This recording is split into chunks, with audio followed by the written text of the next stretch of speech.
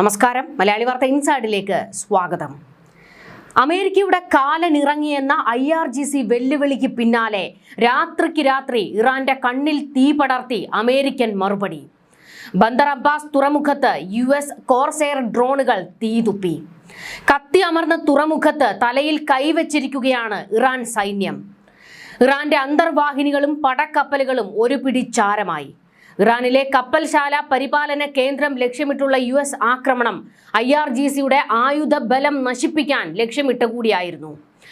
3 കോർസെയർ ഡ്രോണുകളാണ് ഈ ആക്രമണത്തിനായി ഉപയോഗിച്ചതെന്ന് US central command അറിയിച്ചു. കടൽപ്പരപ്പിലൂടെ സഞ്ചരിക്കുന്ന ആളില്ലാ വാഹനങ്ങളാണ് കോർസെയർ ഡ്രോണുകൾ. ലക്ഷ്യസ്ഥാനത്ത് ചെന്ന് ഇടിച്ചു തകരുന്ന തരത്തിലുള്ള ഇത്തരം വൺ വേ അറ്റാക്ക് ഡ്രോണുകളെ ആദ്യമായിട്ടാണ് അമേരിക്ക പ്രയോഗിക്കുന്നത്. ആക്രമണത്തിന് പിന്നാലെ ഹോർമുസ് കടലിടുക്കിന്റെ നിയന്ത്രണം അമേരിക്ക ഏറ്റെടുക്കുകയാണെന്ന് പ്രസിഡന്റ് ഡൊണാൾഡ് ട്രംപ് പ്രഖ്യാപിച്ചു. അമേരിക്ക ഇനി മുതൽ ഹോർമുസ് കടലിടുക്കിന്റെ സംരക്ഷകൻ എന്നറിയപ്പെടുമെന്നും ട്രംപ് അവകാശപ്പെട്ടു. ഈ മേഖലയിൽ സുരക്ഷ ഒരുക്കുന്നതിന്റെ ഭാഗമായി ഹോർമുസ് കടലിടുക്കിലൂടെ കടന്നുപോകുന്ന എല്ലാ ചരക്ക് കപ്പലുകളിൽ നിന്നും 20% തുക ഈടാക്കുമെന്നും ട്രംപ് അറിയിച്ചിട്ടുണ്ട്. ഹോർമുസ് അടച്ചുവെന്ന ഇറാന്റെ പ്രഖ്യാപനത്തെയും ട്രംപ് തള്ളി. ഹോർമുസ് തുറന്നിരിക്കുകയാണ്, ഇതിനെയും തുറന്നിരിക്കും. ഇറാൻ ഉണ്ടെങ്കിലും ഇല്ലെങ്കിലും എന്ന് ട്രംപ് പറഞ്ഞു. വാണിജ്യ കപ്പലുകൾക്ക് നേരെയുള്ള ഇറാന്റെ ആക്രമണങ്ങൾ തടയുക എന്ന ലക്ഷ്യത്തോടെയാണ് അമേരിക്ക ഈ നീക്കങ്ങൾ നടത്തുന്നത്. ഖത്തർ, ബഹ്റൈൻ, ജോർദാൻ, ഒമാൻ എന്നിവിടങ്ങളിലെ അമേരിക്കൻ സൈനിക താവളങ്ങൾക്ക് നേരെ ഇറാൻ ആക്രമണം കടുപ്പിച്ചിരുന്നു. ഇറാനുമായുള്ള ഈ സംഘർഷത്തിൽ ഇതിനകം 14 അമേരിക്കൻ സൈനികർ കൊല്ലപ്പെടുകയും 400-ലധികം പേർക്ക് പരിക്കേൽക്കുകയും ചെയ്തു എന്നാണ് റിപ്പോർട്ടുകൾ. പുതിയ ആക്രമണങ്ങൾ മേഖലയിലെ സമാധാന ശ്രമങ്ങളെ ഗുരുതരമായി ബാധിച്ചിട്ടുണ്ട്.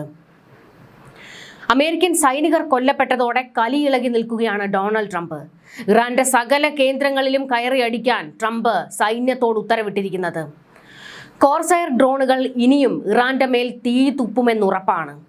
ബന്ദർ അബ്ബാസിൽ കിട്ടിയ അടി ഇറാന്റെ നട്ടെല്ല് തകർത്തിട്ടുണ്ട്. ഇറാന്റെ കപ്പൽ പരിപാലന കേന്ദ്രമാണ് ഇത്. ഇവിടെ അന്തർവാഹിനികളും ചെറുപടക്കപ്പലുകളും ഉണ്ടായിരുന്നു. കൂടാതെ അമേരിക്കൻ ആക്രമണം ഭയന്ന് എണ്ണ നിറച്ച കപ്പലുകളും ഇവിടേക്ക് മാറ്റിയിരുന്നു.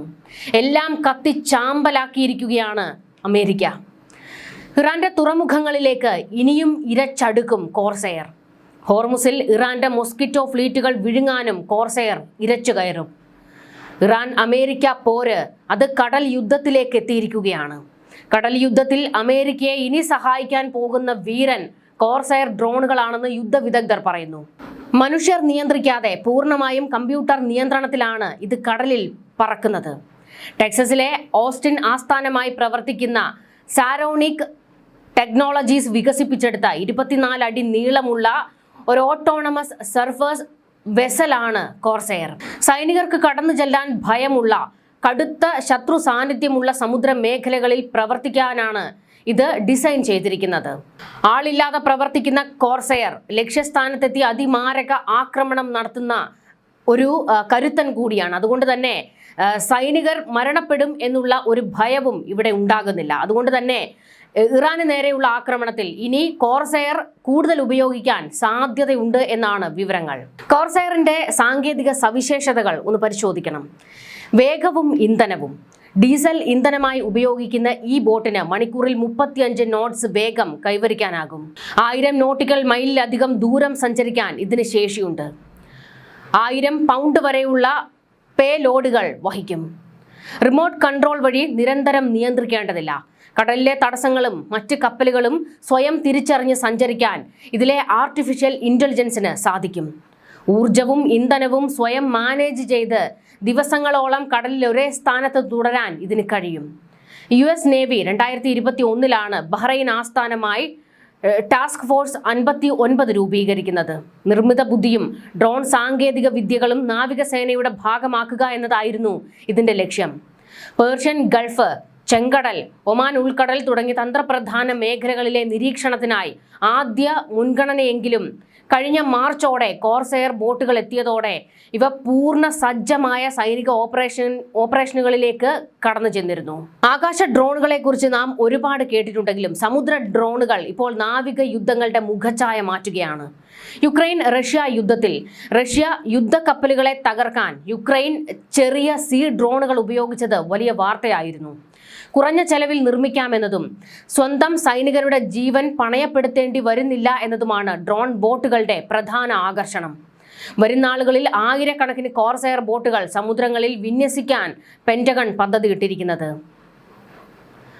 ഈ വിജയത്തിന് പിന്നിൽ പ്രവർത്തിച്ച സാരോണിക് ടെക്നോളജീസ് എന്ന കമ്പനിയുടെ വളർച്ച അത്ഭുതപ്പെടുത്തുന്നതാണ്. 2022 സെപ്റ്റംബറിൽ ആരംഭിച്ച ഒരു കമ്പനി ചുരുങ്ങിയ കാലം കൊണ്ട് US നേവിയിൽ നിന്ന് $392 മില്യൺ പ്രൊഡക്ഷൻ കരാറാണ് സ്വന്തമാക്കിയത്. ഈ വർഷം തന്നെ നടന്ന ഫണ്ടിങ്ങിലൂടെ കമ്പനിയുടെ ആകെ മൂല്യം $9.25 ബില്യൺ ഉയർന്നിരുന്നു. മുൻ US നേവി സീൽ ഉദ്യോഗസ്ഥനായ ഡിനോ മാവ്റൂക്കാസ് ആണ് കമ്പനിയുടെ CEO. 1300-ലധികം ജീവനക്കാരുള്ള കമ്പനി ഇപ്പോൾ ചൈനയുടെ നാവികശേഷിയെ പ്രതിരോധിക്കാൻ US കപ്പൽ നിർമ്മാണ ശാലകൾ വികസിപ്പിക്കുന്നതിനും ശ്രദ്ധ കേന്ദ്രീകരിക്കുന്നു. അടുത്തിടെ 180 അടി നീളമുള്ള 150 മെട്രിക് ടൺ ഭാരം ചുമക്കാൻ ശേഷിയുള്ള മൊറോഡർ എന്ന ഭീമൻ ഡ്രോൺ കപ്പലും സാരോണിക് പുറത്തിറക്കിയിട്ടുണ്ട്. ശത്രു കേന്ദ്രങ്ങളിലേക്ക് കടന്നു ചെന്ന് ശത്രുക്കൾ തിരിച്ച് ആക്രമിക്കുന്നതിന് മുൻപ് തന്നെ ആക്രമണം നടത്താനുള്ള കഴിവ് ഈ കോർസെയർ ബോട്ടുകൾക്ക് ഡ്രോണുകൾക്കും ഉണ്ട്. അതുകൊണ്ട് തന്നെ ഇനിയുള്ള ആക്രമണങ്ങൾ കടൽ കേന്ദ്രീകരിച്ചാണ് ഇപ്പോൾ അമേരിക്ക ഇറാനെ അടിച്ചു മെരുക്കിക്കൊണ്ടിരിക്കുന്നത്. ബന്ദർ അബ്ബാസിൽ കയറി അടിച്ചു. ഇനി ഹോർമുസിലും അതുപോലെ തന്നെ ബാബൽ മന്ദബിലും ഒക്കെ ഇതേ രീതി പ്രയോഗിക്കാനായിരിക്കും അമേരിക്ക ശ്രമിക്കുന്നത്. അതുകൊണ്ട് തന്നെ തങ്ങളുടെ സൈനികർക്ക് അപകടങ്ങൾ ഉണ്ടാകാത്ത തരത്തിലുള്ള ആയുധങ്ങൾ പ്രയോഗിക്കാനാണ് അമേരിക്ക തീരുമാനിച്ചിരിക്കുന്നത്. അതിൽ മുൻപന്തിയിൽ നിൽക്കുന്നത് കോർസെയർ തന്നെയാണ്. സമുദ്രങ്ങളിൽ കടന്നു ചെന്ന് ഇറാന്റെ സൈനിക ശക്തിയെ, അവരുടെ നാവിക ശക്തിയെ അപ്പാടെ തകർത്തെറിയാൻ കോർസെയർ ബോട്ടുകൾക്കും ഡ്രോണുകൾക്കും കഴിയും എന്നുള്ളതാണ് ഏറ്റവും പ്രധാനപ്പെട്ട കാര്യം. വരാനിരിക്കുന്ന യുദ്ധങ്ങളും രക്ഷാപ്രവർത്തനങ്ങളും എങ്ങനെയായിരിക്കും എന്നതിന്റെ കൃത്യമായ സൂചന കൂടിയാണ് കോർസെയർ പ്രയോഗിച്ചതിലൂടെ അമേരിക്ക വ്യക്തമാക്കുന്നത്. മനുഷ്യന്റെ ചോരയും ജീവനും ബലി കൊടുക്കാതെ നിർമ്മിത ബുദ്ധിയുടെ കാര്യത്തിൽ കടലിലെ ഏത് കൊടുങ്കാറ്റിനെയും ശത്രുക്കളെയും നേരിടാൻ ഡ്രോൺ ബോട്ടുകൾക്ക് കഴിയുമെന്ന് കോർസെയർ തെളിയിച്ചു കഴിഞ്ഞിട്ടുണ്ട്. സമുദ്ര സുരക്ഷയുടെ ചരിത്രം ഇനി കോർസെയറിന് മുൻപും പിൻപും എന്ന് രേഖപ്പെടുത്തും. എന്തായാലും ഇപ്പോൾ അമേരിക്കയുടെ കോർസെയർ ഡ്രോൺ ബോട്ടുകളെയാണ് ഇറാൻ ഇപ്പോൾ ഭയക്കുന്നത്. ഇതിനെ എങ്ങനെ നേരിടണം എന്നുള്ളതാണ് അവരെ വലച്ചുകൊണ്ടിരിക്കുന്ന പ്രധാന പ്രശ്നം. ഇത് ദിവസങ്ങളോളം ഒരു മേഖലയിൽ സ്ഥാനമുറപ്പിക്കുകയും ശത്രുക്കളുടെ സാന്നിധ്യം തിരിച്ചറിഞ്ഞുകൊണ്ട് ഉടൻ ആക്രമണം നടത്താനും ഇതിന് കഴിയും. ഇതിനെ പ്രതിരോധിക്കാൻ പോലും ശത്രുക്കൾക്ക് കഴിയില്ല എന്നുള്ളതാണ് മറ്റൊരു വസ്തുത. എന്തായാലും ഇപ്പോൾ അമേരിക്ക വലിയൊരു മുന്നറിയിപ്പാണ് ഇറാന് കൊടുത്തിരിക്കുന്നത്. നിങ്ങളുടെ എല്ലാ മേഖലകളിലേക്കും ഞങ്ങൾ കയറി അടിക്കും എന്നുള്ള മുന്നറിയിപ്പ്. അമേരിക്കയും ഇസ്രയേലും നടത്തിയ സംയുക്ത വ്യോമാക്രമണത്തിൽ ഇറാന്റെ നാവികസേനയും വ്യോമസേനയും വ്യോമ പ്രതിരോധ സംവിധാനങ്ങളും പൂർണ്ണമായി തകർത്തു എന്നാണ് ട്രംപിന്റെ അവകാശവാദം. ഇറാന്റെ ഏറ്റവും മികച്ച കമാൻഡർമാരും നേതാക്കളും ഇതിനകം തന്നെ വധിക്കപ്പെട്ടുവെന്നും ട്രംപ് പറഞ്ഞു. ഖമനേയി പോയി, അദ്ദേഹത്തിന്റെ മകൻ 90% ഇല്ലാതായി എന്ന് ഫോക്സ് ന്യൂസിന് നൽകിയ പ്രത്യേക അഭിമുഖത്തിലായിരുന്നു ട്രംപ് പ്രതികരിച്ചത്. ഫെബ്രുവരി 28-ന് പിതാവ് അലി ഖമനേയി കൊല്ലപ്പെട്ട അതേ US ഇസ്രയേൽ ആക്രമണത്തിൽ മകൻ മൊജ്തബ ഖമനേയിക്കും ഗുരുതരമായി പരിക്കേറ്റിരുന്നു. അതിനുശേഷം മൊജ്തബ പൊതുവേദികളിൽ പ്രത്യക്ഷപ്പെട്ടിട്ടില്ല. കഴിഞ്ഞ ആഴ്ച നടന്ന പിതാവിന്റെ സംസ്കാര ചടങ്ങുകളിലും പങ്കെടുക്കാതിരുന്നതോടെ മൊജ്തബയുടെ ആരോഗ്യസ്ഥിതിയെക്കുറിച്ചും നിലവിലുള്ള അവസ്ഥയെക്കുറിച്ചും അന്താരാഷ്ട്ര തലത്തിൽ വലിയ ഊഹാപോഹങ്ങളാണ് പ്രചരിക്കുന്നത്. ഇതിന് ആക്കം കൂട്ടുന്ന പരാമർശമാണ് ട്രംപ് നടത്തിയിരിക്കുന്നത്. മാസങ്ങൾ നീണ്ടുനിന്ന വെടിനിർത്തൽ അവസാനിപ്പിച്ച് USഉം ഇറാനും വീണ്ടും ശക്തമായ ആക്രമണങ്ങൾ പുനരാരംഭിച്ചതിന് പിന്നാലെയാണ് ട്രംപിന്റെ ഈ പരാമർശം എന്നതും ശ്രദ്ധേയമാണ്. ഇറാനിലെ ലക്ഷ്യസ്ഥാനങ്ങൾക്ക് നേരെ വ്യോമാക്രമണം നടത്താൻ ഉത്തരവിട്ടതായും ഇറാനെതിരെയുള്ള സൈനിക നടപടികൾ പുനരാരംഭിച്ചതായും ട്രംപ് ഔദ്യോഗികമായി അറിയിച്ചിരിക്കുകയാണ്. നാവിക സഞ്ചാര സ്വാതന്ത്ര്യത്തെ പിന്തുണയ്ക്കുന്ന നൂറ്റാണ്ടുകൾ പഴക്കമുള്ള അമേരിക്കൻ നയം തിരുത്തിക്കുറിക്കുന്ന മറ്റൊരു നിർദ്ദേശവും ട്രംപ് മുന്നോട്ട് വെച്ചിട്ടുണ്ട്.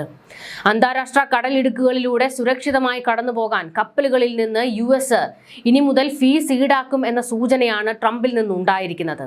ഇതിനിടെ അമേരിക്കൻ നീക്കങ്ങൾക്ക് മറുപടിയായി ബഹ്റൈനും UAE-യുമായി ബന്ധമുള്ള 2 എണ്ണക്കപ്പലുകളെ ലക്ഷ്യമിട്ട് ഇറാൻ ആക്രമണം നടത്തിയിട്ടുണ്ട്.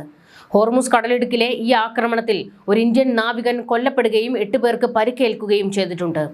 ഇതോടെ ഇറാനെതിരെ മുന്നറിയിപ്പുമായി UAE രംഗത്തെത്തി. ലോകത്തെ 5-1 ക്രൂഡ് ഓയിലും പ്രകൃതിദത്ത വാതകവും കടന്നുപോയിരുന്ന തന്ത്രപ്രധാന ഹോർമുസ് കടലിടുക്കിന്റെ നിയന്ത്രണത്തിനായി US-ഉം ഇറാനും തമ്മിൽ നടത്തുന്ന പോരാട്ടം പശ്ചിമേഷ്യയെ വീണ്ടും സംഘർഷത്തിലേക്ക് തള്ളിവിട്ടിരിക്കുകയാണ്. പശ്ചിമേഷ്യയിൽ ഇറാനും അമേരിക്കയും തമ്മിലെ ഏറ്റുമുട്ടൽ വർദ്ധിച്ചതോടെ വീണ്ടും യുദ്ധസമാന സാഹചര്യമാണ് ഉടലെടുത്തിരിക്കുന്നത്. ഇറാൻ ആക്രമണം കടുപ്പിച്ചതോടെ അബുദാബിയിലെ US എംബസിയും ദുബായിലെ US കോൺസുലേറ്റും സേവനങ്ങൾ താൽക്കാലികമായി നിർത്തിവച്ചിട്ടുണ്ട്. ഹൂതികളിൽ നിന്ന് ആക്രമണം നേരിട്ടതായി സൗദി പ്രതിരോധ സേനയും അറിയിച്ചിട്ടുണ്ട്. ഇറാഖിലും ആക്രമണം റിപ്പോർട്ട് ചെയ്തു. ഇറാൻ വിരുദ്ധ കുർദിസ്ഥാനിലാണ് ആക്രമണം ഉണ്ടായത്. ടാങ്കർ ആക്രമണത്തെ അപലപിച്ച് UAE-യും രംഗത്തെത്തി. എന്നാൽ അമേരിക്കയുടെ MQ-1 ഡ്രോൺ വീഴ്ത്തിയെന്ന് ഇറാൻ അവകാശപ്പെട്ടു. ബഹ്റൈനും മുന്നറിയിപ്പ് നൽകിയിട്ടുണ്ട്. സ്ഥിതി വിലയിരുത്തുന്നുവെന്ന് സർക്കാർ വൃത്തങ്ങൾ അറിയിച്ചിരിക്കുന്നത്. ആക്രമണത്തിൽ പൗരൻ കൊല്ലപ്പെട്ടതോടെ മേഖലയിലെ സ്ഥിതി വഷളാകുന്നതിൽ ഇന്ത്യ കടുത്ത ആശങ്ക അറിയിച്ചിട്ടുണ്ട്. അതേസമയം അമേരിക്കയ്ക്കെതിരെ പ്രതികാരം ചെയ്യാനുള്ള ഇറാൻ പരമോന്നത നേതാവിന്റെ ആഹ്വാനത്തിന് ഇറാൻ ഉന്നത പുരോഹിത നേതൃത്വത്തിന്റെ അംഗീകാരം ലഭിച്ചു. ഇറാനെതിരെ നടപടികൾ 2-3 ആഴ്ച നീണ്ടേക്കുമെന്നാണ് US പ്രസിഡന്റ് ഡൊണാൾഡ് ട്രംപിന്റെ വാദം. തിരിച്ചടിക്കുമെന്നും അതിമാരക ആക്രമണം ഞങ്ങളിൽ നിന്നുണ്ടാകുമെന്നും ഇറാൻ ഇപ്പോൾ അമേരിക്കയ്ക്ക് മുന്നറിയിപ്പ് കൊടുത്തിരിക്കുന്നത്. ന്യൂസ് ഡെസ്ക് മലയാളി വാർത്ത ഇൻസൈഡ്.